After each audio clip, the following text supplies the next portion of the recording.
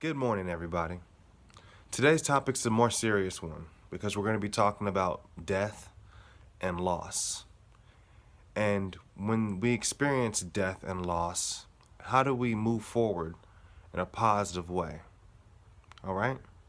This is Common Queezy.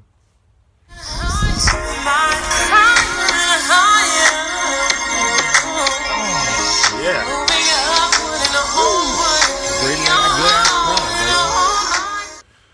Story time. So, someone very close to me passed away. And when it happened, I was completely unprepared. When I received the news that this person had passed, it was just like a regular day. It was nothing special. Woke up, was eating breakfast. It was actually a pretty good day, to be honest. It was nothing wrong until, of course, I got the news. Well, at the time, and kind of still to this day, I'm not very good at expressing my emotions. A lot of times my first instinct is to like kind of hold them down, calculate what's going on, then depending on the situation, I react what I feel is appropriately or accordingly. So I've been told, and I'm cognizant of I can be cold and sometimes distant. People say that, oh, I can never tell how you're really feeling or what you're really thinking. And I'm like, that's probably because even I don't even halfway know sometimes. I'm sitting there trying to think about how I feel. Like, dang, should I be angry right now? I feel angry kind of, but like, I don't know. If I show anger right now, it might not be beneficial. Maybe I should just pretend like nothing's bothering me. Nothing's bothering me. you know, um, so I'm like that. So when it happened, I immediately became sad, very sad. But I've always been taught not to, publicly show sadness, that it was a sign of weakness. So instead, I become very stoic, very stoic. I don't say anything. I'm very upset, but I don't cry necessarily or anything like that. I'm just very stoic and, like, can you see this face right here? It's not a good face. Um, that's when the depression kicks in for me, right?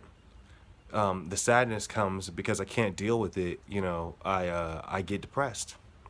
I don't want to do stuff. I remember I was up and about. I was cooking, I think, actually, with my lovely girlfriend at the time, right? We were cooking together, and I got the call, and I immediately just went and sat on the couch, and I just didn't want to do anything anymore. I was like, well, I gotta, make it to this funeral.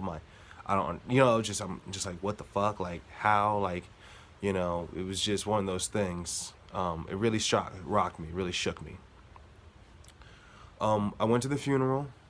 You know, um, the whole way to the funeral and the whole kind of time period around it, I thought about the legacy of the person that passed away, right?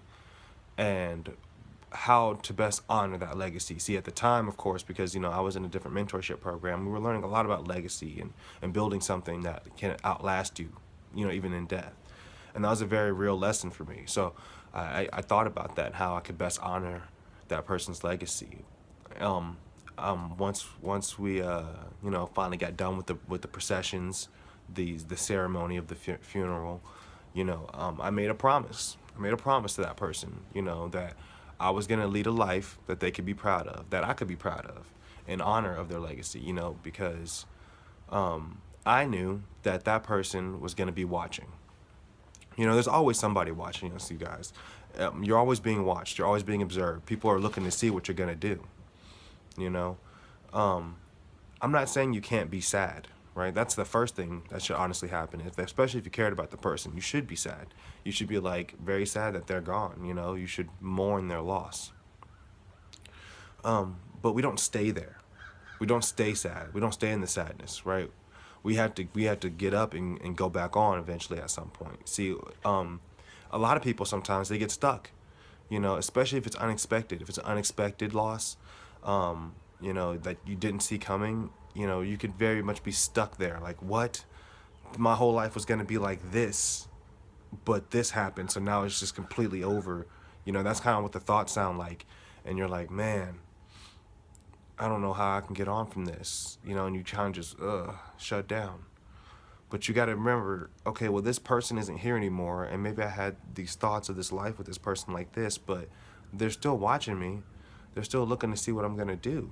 You know, I can't just not, you know, go towards my happiness, towards my dreams, because this person isn't here anymore. They would hate that. Because if that person was here, they would tell you to stop doing that. You know, guys, really think about it.